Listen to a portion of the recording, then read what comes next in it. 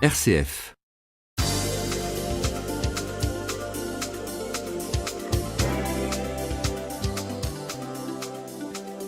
RCF Haute-Normandie vous présente « Qu'as-tu fait pour ton frère ?»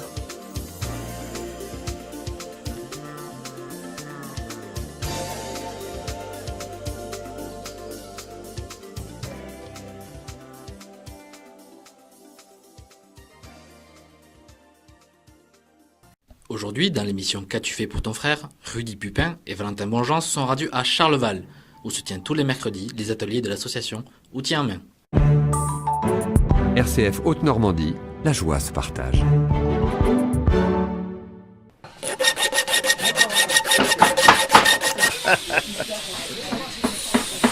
Dans cette commune de l'Eure, une quarantaine d'enfants viennent chaque semaine découvrir différents métiers manuels. Cadrés par des bénévoles, pour la plupart retraités, ces ateliers permettent aux plus anciens de transmettre leur savoir-faire aux plus jeunes. Son président, Jean-Yves Caudrier, nous parle de son association. Outils en main, c'est une association nationale, 140 associations dans la France. Et il y a combien d'enfants qui viennent ici ? Ici, 40. Et il y en a 3-4 en attente. De toute façon, on est au maximum d'enfants qu'on peut prendre. On ne veut pas en prendre plus. Déjà pour les locaux, on veut de la qualité dans l'outil en main. On ne peut pas avoir une personne pour 2-3 enfants. Notre but, c'est un enfant par personne. Et justement, il y a combien de personnes ? 37 bénévoles, 40 enfants. Et aujourd'hui, vous êtes capable d'initier les enfants à combien de métiers ? 17 métiers. Toutes les personnes que vous voyez sont soit des artisans ou des ouvriers qualifiés. Cela fait maintenant 3 ans que l'association s'est ouverte ici à Charleval. Au départ, tout était à refaire dans cet ancien bâtiment industriel de la vallée de Landelle. Réinvesti par l'association, il a fallu que les bénévoles mettent la main à la pâte pour rénover les locaux. Alors là, c'est des anciens du bâtiment qui sont restés Avant, qu'est-ce que c'était ? filature. Qu'est-ce qu'on filait à Landelle ? Beaucoup de draps. C'était à base de lin. Puis du coup, aujourd'hui... Il y a moins 20 ans que ça a été. Ça fait pas tout à fait 20 ans, ça doit être dans les années 2001, je crois. Ici, filature, c'était énorme. La société avait 2-3 filatures en France. La filature Réquillard, c'est de Charleval. Ils nous prêtent ces locaux gratuitement. C'est une belle chose pour nous. On est très contents d'être dans les locaux Réquillard. Aujourd'hui, grâce aux efforts des bénévoles, ce lieu vit une seconde jeunesse. Un lieu où l'on cultive le lien entre les générations et où on transmet les savoir-faire. C'est une passion que vous transmettez du coup. Tout à fait. Et maintenant, c'est moi qui transmets aux enfants. Et puis, ça se passe très bien, le relationnel avec les enfants. Et nous qui sommes en retraite, le partage est très bien. T'as vu, il est venu droit. T'as vu, hein, tu regardes bien qu'il porte bien partout. T'as vu, hein, une fois qu'on a réchauffé, c'est bien souple. Ouais. Voilà, là, on va le présenter là-bas. Des petits gamins comme ça, c'est bien parce que c'est super. Nous, on est contents de pouvoir transmettre. Bon, maintenant, on voit qu'ils s'intéressent bien et puis qu'ils suivent. Hein.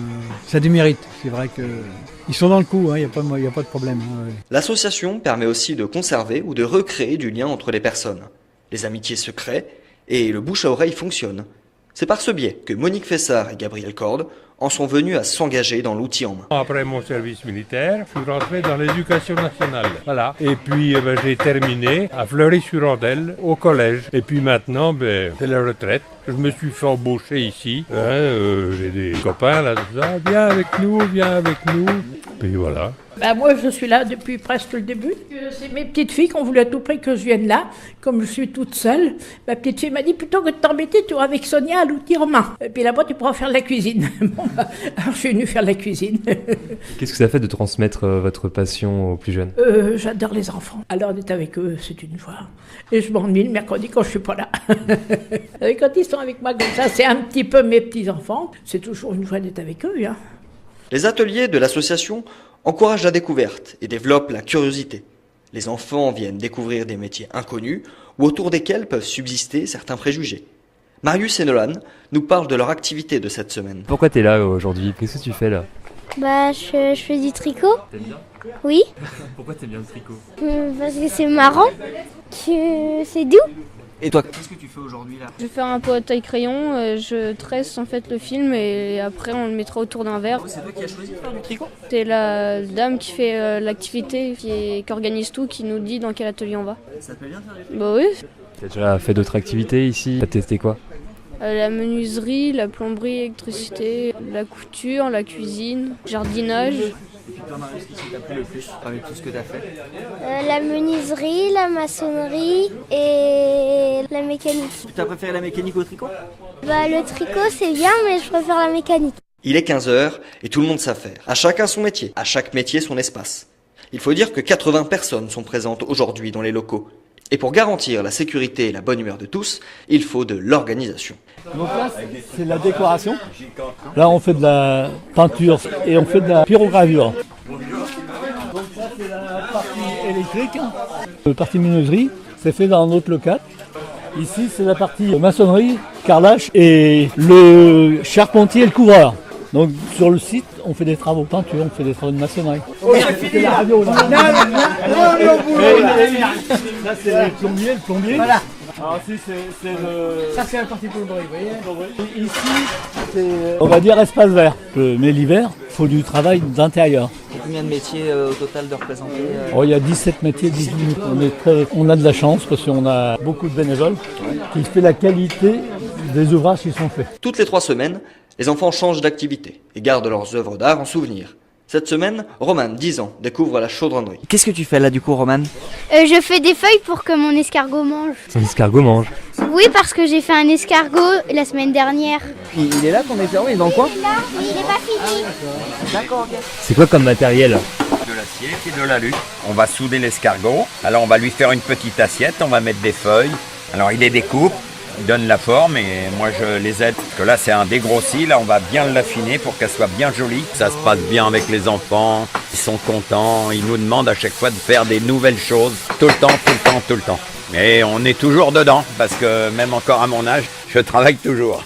Et bah, pourvu que ça avec dure, le alors. plaisir. Oui, pourvu que ça dure. Tout le monde y met du cœur. Les bénévoles autant que les enfants, qui sont avides de nouveaux métiers à découvrir. Alors, pour diversifier l'offre, chacun y va de sa petite participation. Donc là, Didier, maçon, vous voyez, donc avec ses... il fait de l'enduit dessus. Et donc il fait du carrelage, il fait tout ce qu'il y a à faire. Et là, le maçon, on attend qu'il ait fini de faire son enduit. Et on va essayer de faire quand même une champignonnière. On a une serre chauffée aussi d'abord. Avec un grand bac qui a été fait par l'outil en main. Et à l'intérieur, il y a un serpentin qui est alimenté par un chauffe-eau. Donc la terre est chauffée. Donc quand on fait de la semence là-dedans, ça pousse assez vite. Le travail s'effectue par binôme, ou presque. Chaque bénévole encadre 1 ou 2 enfants. Alors avec un tel accompagnement, pas étonnant que les petits apprentis prennent vite confiance en eux. Qu'est-ce que tu es en train de faire là, Loïc? Là, je suis en train de souder. Et ça fait pas trop peur quand il y a les flammes comme ça? Non, on a un casque qui nous protège, donc non. Il protège de quoi avec le casque exactement? Parce que les flammes, ça peut vous brûler les yeux, du coup, vous avez une protection qui est faite exprès pour pas vous abîmer les yeux. On voit ce qu'on fait, mais ça ne nous abîme pas les yeux. Parfois, la simple curiosité devient une vraie vocation. C'est le cas pour Vincent, 14 ans, qui, grâce à l'association, a désormais trouvé sa voie. Du coup, tu fais quoi? Voilà, j'essaie de faire les finitions de ces animaux. T'en fais combien en fait? Voilà, il y en avait fait une bonne dizaine l'année dernière et là je les continue. Après on les vend. Pourquoi t'es ici? Qu'est-ce qui te plaît? Moi j'aime beaucoup travailler le bois, donc c'est pour ça que cette année je fais que l'atelier menuiserie. Donc t'as testé tous les ateliers, je suppose? Oui, sauf cette année je fais que ça. Qu'est-ce qui te plaît dans la menuiserie exactement? J'aime beaucoup travailler le bois, c'est quelque chose qui me plaît beaucoup. Bah merci.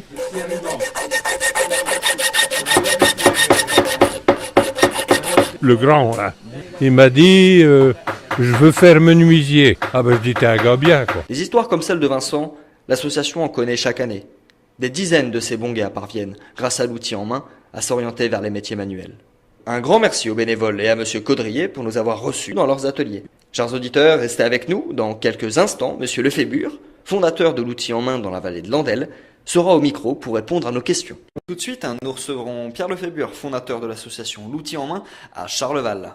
Alors Monsieur Lefébure, bonjour. Bonjour. Merci d'avoir accepté notre invitation. Merci de me recevoir ce matin.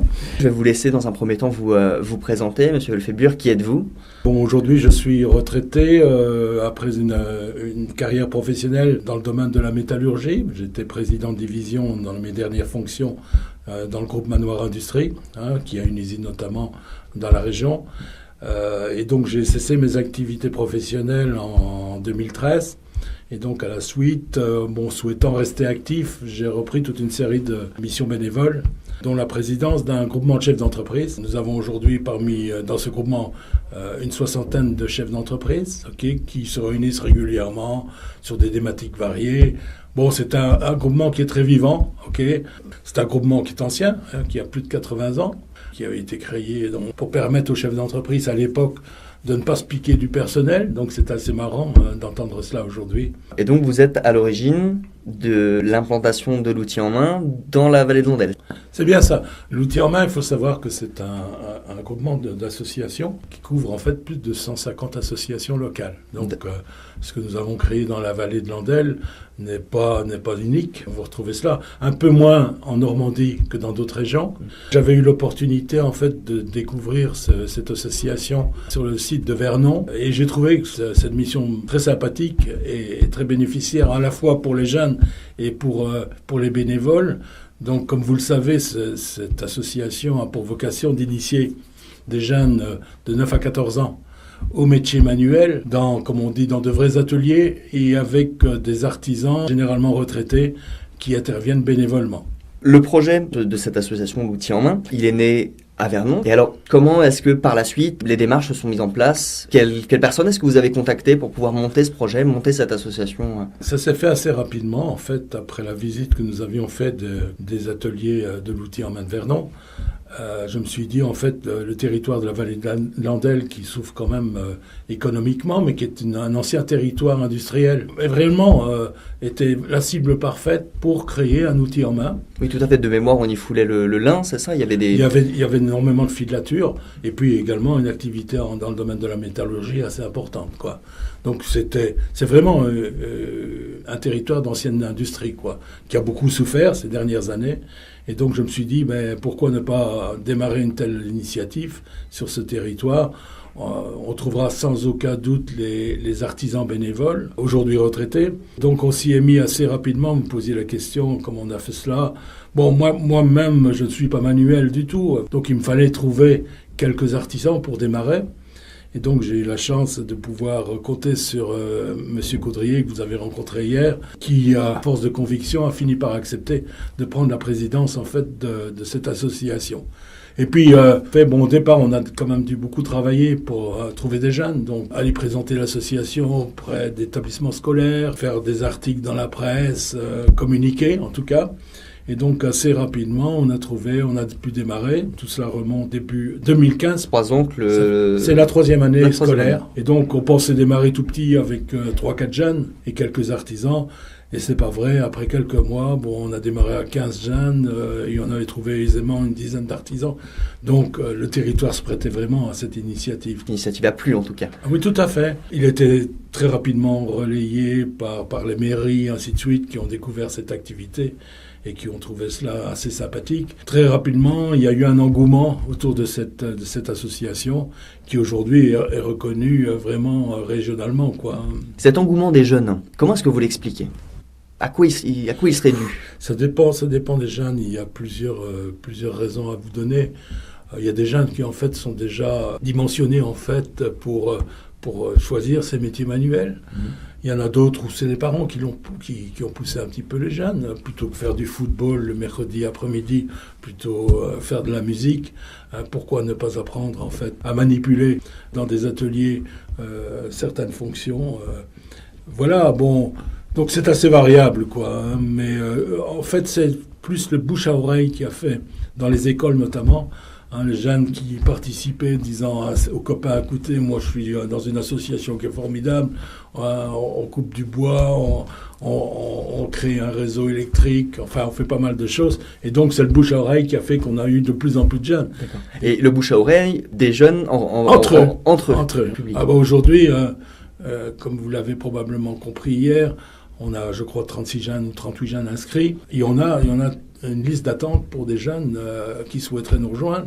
Bon, mais faute de place, même si l'année passée, on a doublé en fait la surface des ateliers. Il faudrait qu'on continue à investir si on voulait accueillir plus de jeunes. Mais bon, 40, on a considéré que c'était une taille optimale pour une association comme celle-là. Et si demain, il fallait répondre à une demande plus forte. Il faudrait, à mon avis, créer un autre outil en main sur le territoire, quoi. Et je vous en parlerai tout à l'heure. La grande force de cette association, c'est qu'elle connecte des plus jeunes avec des plus anciens, des enfants avec des personnes à la retraite. Cette transmission intergénérationnelle, elle est au cœur du projet de l'association. Pourquoi est-ce qu'elle est importante à l'heure d'aujourd'hui ? Elle est importante parce que, comme vous le savez, les métiers manuels ne sont pas des métiers qui sont fortement courus. Moi-même, comme président dans un groupe industriel, j'ai pu voir combien il était difficile de recruter des jeunes dans des fonctions à caractère manuel. Donc c'est important aujourd'hui parce qu'on ne peut pas se passer de plombier, on ne peut pas se passer d'électricien. Donc ce sont des métiers qui ne souffrent pas du chômage. Donc c'est important en fait de les réhabiliter un petit peu dans l'esprit des citoyens parce que bon, les métiers manuels sont fortement décriés.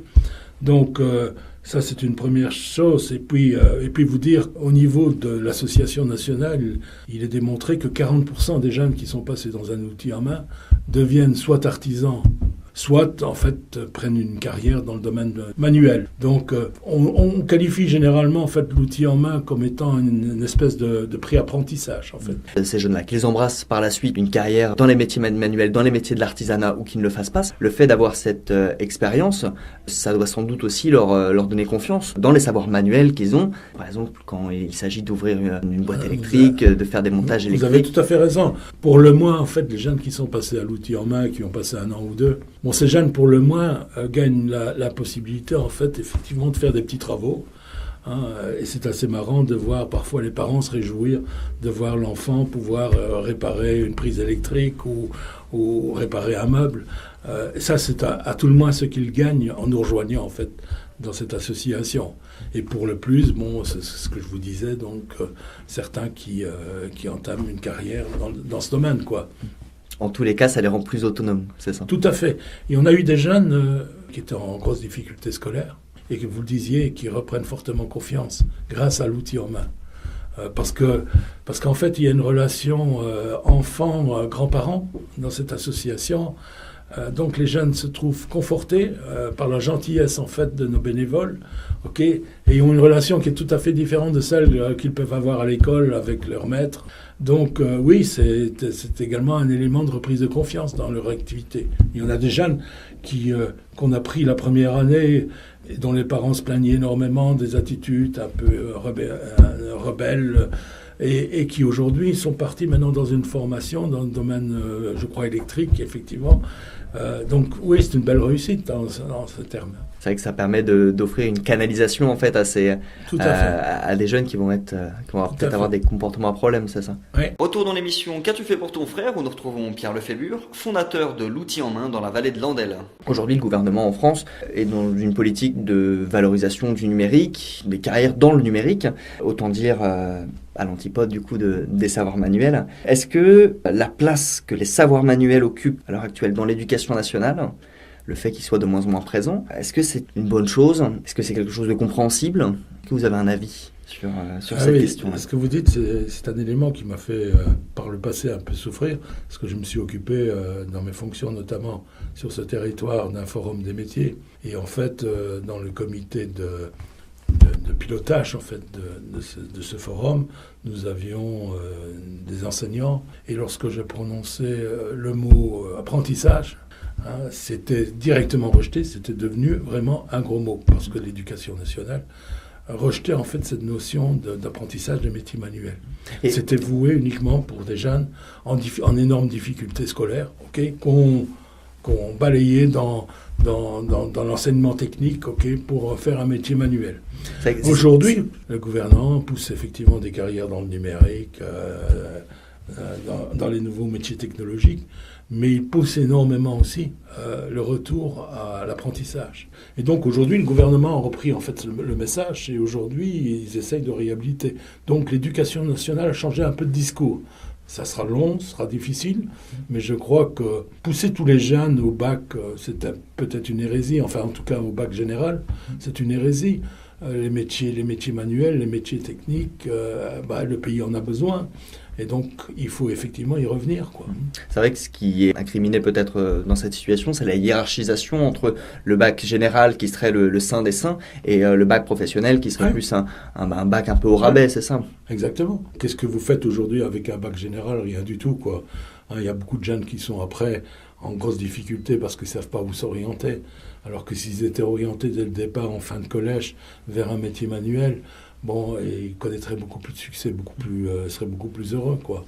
Ou si on leur avait offert justement cette capacité, cette chose que propose l'association de découvrir plusieurs métiers manuels, de savoir ce qui plaît et ce qui ne plaît pas. Ça, c'est l'intérêt effectivement de l'outil en main, c'est que bon, nous avons aujourd'hui 17 métiers qui sont exercés, qui vont de la cuisine, comme vous l'avez vu, vers la menuiserie, l'électricité, la plomberie, la couverture. Donc les jeunes tournent d'atelier en atelier, peuvent identifier ce qui leur conviendrait le mieux dans le cadre d'une orientation professionnelle. Pour revenir à la question que vous me posiez sur effectivement l'abandon quelque part des métiers manuels ces dernières années, il faut dire aussi que c'est un peu la faute des parents, quoi. Les parents, pour eux, il faut que l'enfant ait son bac général, quoi, et puis entame des études supérieures. Il faut revenir vraiment à ce concept, quoi. Quand on s'est déplacé avec mon collègue hier, du coup, aux ateliers de l'outil en main, on a observé quelque chose qui nous a fait rire. C'est que, alors il y a plusieurs métiers de proposés, des métiers de cuisine, des métiers comme le tricot, la couture, la dentellerie au fuseau, et on a vu beaucoup de garçons qui s'intéressent à ça et des filles en menuiserie, exactement, et beaucoup de filles en menuiserie, en métallerie. Ce que vous avez remarqué hier et vous le citez, des garçons en couture, des filles en fait dans des métiers plus durs. En fait, c'est un a priori, quoi, sur lequel il faut revenir aussi. C'est marrant, la première année, nous avions un jeune garçon. Il connaissait pas du tout la couture. Aujourd'hui, il est dans l'enseignement, il est en train d'apprendre un métier dans le domaine de la couture. Donc vous voyez, il n'y a pas de sous-métier, quoi. Effectivement, ça permet en tout cas de faire tomber certains a priori sur les métiers. Et le fait de le faire sur un public, un jeune public, c'est d'autant plus important. Ouais, exactement. Alors, monsieur Lefebvre, pour le futur de l'association, est-ce que vous avez des projets de développement? Est-ce qu'il y a des challenges qui sont à relever pour les semaines, les mois, les années à venir? Le challenge qu'on pourrait relever, et on y réfléchit, c'est effectivement d'augmenter le nombre de jeunes au niveau de l'outil en main de Landel. Est-ce raisonnable? Est-ce que la dimension que nous avons atteinte aujourd'hui n'est pas celle qui est un peu optimale pour s'occuper correctement des jeunes? Il faut savoir que les jeunes que nous avons, on les retrouve essentiellement autour de Charleval, donc de manière assez locale. Or, on a un territoire beaucoup plus large, donc s'il devait y avoir intérêt, l'objectif pourrait être de créer un second outil en main. Et effectivement, le succès que nous avons eu sur Charleval, aujourd'hui dépasse les frontières de ce petit territoire, et j'ai été sollicité récemment qui a un peu l'expérience de démarrage d'une telle association, pour créer un outil en main à Rouen. Donc c'est un projet qui va peut-être démarrer, on en est aux prémices. À Rouen, si une association comme l'outil en main devrait ouvrir du coup une antenne à Rouen, ce serait dans combien de temps? Si on va aussi vite qu'on l'a fait pour l'outil en main de Landel, ça pourrait démarrer, je dirais, non pas en septembre de cette année, ce serait trop court, mais en septembre 2019. Tout de suite, Pierre Lefebvre qui nous parle de l'engagement des bénévoles dans l'association L'Outil en Main. Dans cette association, on a vu des enfants très, très concentrés sur la tâche, sur les ouvrages qu'ils étaient en train de réaliser. Mais on a vu surtout des bénévoles très, très impliqués, très heureux de se trouver dans cette démarche de transmission. Est-ce que c'est des retours positifs qu'on vous a fait également? C'est vrai partout, dans tous les outils en main. Alors, imaginez-vous pour l'ancien artisan traité aujourd'hui. D'une part, il est bloqué dans ses 4 murs s'il ne prend pas d'autres activités. Donc c'est la possibilité pour lui de sortir un petit peu de la maison et puis de s'occuper. Et puis il n'y a rien de plus beau en fait que de transmettre son savoir. Et en fait, quand on parle de savoir, c'est pas uniquement le savoir-faire du métier qu'ils occupaient, mais également le savoir-être. Parce que généralement, ces artisans bénévoles sont des gens qui sont intellectuellement bien charpentés, La seule crainte qu'on avait lorsqu'on a créé l'association, parce que on ne partait pas d'une expérience antérieure, c'était de se dire, est-ce que ces artisans retraités auront la pédagogie nécessaire pour s'occuper des jeunes? Et assez étonnamment, en fait, ça passe superbement bien, quoi. Non, vous les voyez heureux, ils sont non seulement heureux de transmettre leur savoir, mais ils sont heureux de se retrouver. C'est un énorme plaisir pour eux de pouvoir échanger, de pouvoir se connaître. Ils viennent avec leurs conjoints. Donc c'est des grands moments qui leur permettent de sortir de leur solitude parfois. C'est vrai que ça permet de recréer du lien entre des gens qui parfois peuvent être un petit peu isolés. Oui, donc ça fait partie en fait du bonheur que cette association génère pour les gens qui s'en occupent, quoi. Est-ce que vous avez un autre commentaire à faire, quelque chose que vous voudriez évoquer avant la fin de cette interview? L'année passée, on organise ça, en fin d'année, on fait une remise de diplôme pour les jeunes qui ont passé leur année scolaire chez nous. Donc nous avions reçu l'année passée notre sous-préfète, Anne Frakoviak, qui en fait avait résumé l'association dans un petit discours très sympathique, par 3 mots en fait: transmission, fierté et avenir. Avenir pour ces jeunes, quoi. C'est vraiment important si effectivement 40% des jeunes que nous avons accueillis durant ces 3 premières années retrouvent un métier. Quelle satisfaction, quelle belle réussite. Pour moi, ma plus belle réussite en dehors de ma carrière professionnelle, c'est vraiment l'outil en main, quoi. Je vous ai dit que j'étais président d'un groupement de chefs d'entreprise qui me donne énormément de satisfaction, ok. Mais rien ne vaut en fait ce que nous avons fait à l'outil en main. Il ne peut pas y avoir mieux que cela, quoi, d'avoir cette relation intergénérationnelle entre des grands-parents et puis des jeunes qui ne posent jamais aucun problème, quoi, qui respectent en fait leurs aînés, quoi. Et puis c'est vrai que c'est une association qui répond surtout à un double problème qu'on connaît aujourd'hui, qui est celui de l'isolation, parfois, des plus anciens, et des problèmes d'orientation que connaissent aussi les jeunes aujourd'hui.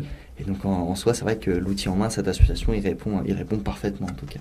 Et donc je crois qu'au fur et à mesure des années, des associations comme celle-là vont se créer. J'ai oublié de vous parler d'un autre projet que nous avons produit et qui est, à mon avis aussi, fait partie un peu de la fierté que j'ai en tant que fondateur de cela. On a investi à l'outil en main, il faut le savoir, et on n'en a pas parlé, de nos donateurs, de nos mécènes. Okay.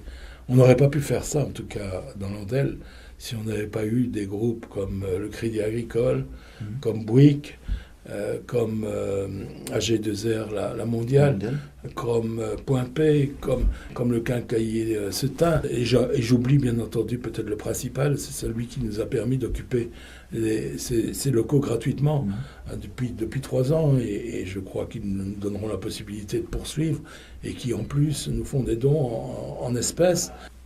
Nos ateliers, les ateliers que vous avez vus hier, sont parfois mieux équipés que certains artisans peuvent l'être. Et je m'étais dit à un moment donné, c'est quand même dommage de n'occuper en fait ces ateliers qu'une demi-journée par semaine. J'ai eu l'opportunité de connaître en fait une association qui est aussi formidable pour moi, pour les jeunes, c'est l'EPID. C'est une association qui était créée, qui était fondée au départ par le ministère de la Défense pour s'occuper de jeunes qui sont en totale déshérence. Aujourd'hui, c'est financé, c'est géré par le ministère de l'Emploi et du Travail. Et il se fait qu'il y a un EPID à Val-de-Reuil, donc tout près de notre territoire. Et encore une fois, j'ai eu la chance d'aller visiter cet EPID et j'étais là aussi ébloui de voir des jeunes qui, cette fois, ont entre 18 et 25 ans, qui ont connu d'énormes problèmes, caractère familial notamment, okay, qui n'ont jamais eu la chance, en fait, d'évoluer correctement, et qui sont repris en main, cette fois plus sur le savoir-être que sur le savoir-faire. Okay. On leur réapprend à se lever le matin, à se lever à 6 heures, à faire son lit, à saluer, à respecter les adultes, et ainsi de suite. Et donc je me suis dit, malheureusement, j'ai trouvé que le point faible en fait de l'EPID, c'était en fait l'orientation des jeunes. Okay. Donc je me suis dit, tiens, pourquoi ne pas donner l'opportunité à des jeunes de l'EPID, pour autant que nos bénévoles acceptent d'intervenir plus largement qu'ils ne le faisaient avec les jeunes de 9 à 14 ans. Et nous avons démarré il y a quelques mois toutes les semaines, en fait, nous recevons 12 jeunes de l'EPID. C'est plus que de l'initiation cette fois. Ils viennent réellement découvrir un métier, quoi. Et on essaye de les orienter. Et une première session de 12 jeunes, c'est terminé. On va redémarrer au mois de janvier, début février, avec 12 autres jeunes. Et parmi les 12 jeunes, on a identifié 3 jeunes, vraiment, qui vont entamer une formation dans le domaine de la soudure, dans le domaine de la menuiserie, et le 3e en plomberie. 3 jeunes sur 12, alors on peut se dire c'est un résultat relativement faible, mais 3 jeunes sur 12 qui, partant de grosses difficultés, vont trouver peut-être un métier. C'est un sujet aussi de grosse satisfaction. Et ça, c'est grâce à l'outil Ormen Landel à nouveau. C'est vrai que ça reste une victoire, aussi minime soit-elle. Oui, exactement. Voilà. Écoutez, monsieur Fébure, en tout cas, merci d'avoir accepté notre invitation. Je vous en prie. Encore une fois. C'est toujours fois. un plaisir pour moi de parler de cela, comme vous l'avez remarqué. Et ça nous a fait très plaisir de vous écouter.